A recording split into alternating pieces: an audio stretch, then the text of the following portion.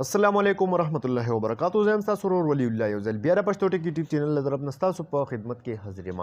په نننۍ ویډیو کې به تاسو ته ښیم چې څنګه کولی شئ تاسو چې د ایزي پیسه نه خپل موبایل ته پیکیج وکړئ. د دې نه علاوه چاته پیسې لیږل غواړئ هر څه چې دي مطلب د ایزي پیسه اپلیکیشن پوره استعمال به درته په نننۍ ویډیو کې درښایم د اول نه اوله تر اخره پورې. خو دې نه مخکې زه تاسو ته درخواست کوم که تر اوسه پورې تاسو زموږ پښتو ټک یوټیوب چینل نه سبسکرایب کړئ نو دا سبسکرایب کړئ، خوا کې د غنټۍ نشان هم کلیک کړئ چې زموږ نوي ویډیوز تاسو ته په وخت باندې در رسي. نو ملګرو ټولو نه اول به تاسو کوئ همدغه اپلیکیشن چې دی د لینک پنګ تاسو ته په ډسکرپشن کې درکړی دی.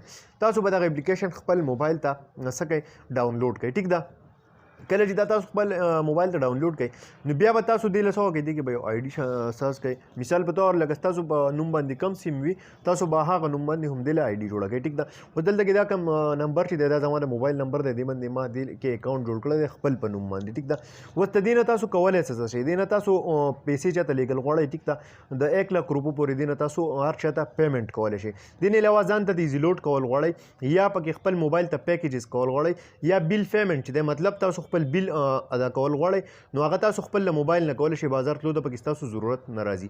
د دې نه علاوه د بس کم ټکټس چې دي هغه هر څه چې دي هغه ټول پکې تاسو څه کولی شئ آنلاین کولی شئ، مطلب خپل له موبایل نه. دا تاسو راشئ لاندې وګورئ دغه شانتې چې تاسو راشئ نور پکې څه دي ایزي پیسه کوم موبایل اکاونټ چې دی د دې نه تاسو د چا کارډ نمبر باندې هم پیسې لیږلی شئ هر چاته. د بینک اکاونټ ته چې خپلې پیسې دي هغه ته هم لیږلی شئ. دغه شانتې د بجلی بیل چې دی کم د ټلیفون بیل چې دی یا د ګیس کم بیل چې دی د انټرنیټ څونه چې ستاسو کم بیلز راځي هغه ټول چې دی هغه تاسو د دې اپلیکیشن په ذریعه خپل له موبایل نه کور کې په ناسته باندې څه کولی شئ آنلاین هغه ادا کولی شئ. تاسو د هغې پیمنټ چې دی خپل له موبایل نه کولی شئ. دغه شانتې نور پکې تاسو چېرته ډونیشن کول غواړئ مطلب چې پیسې ورکول غواړئ په یو فاونډیشن کې هغه ته هم کولی شئ.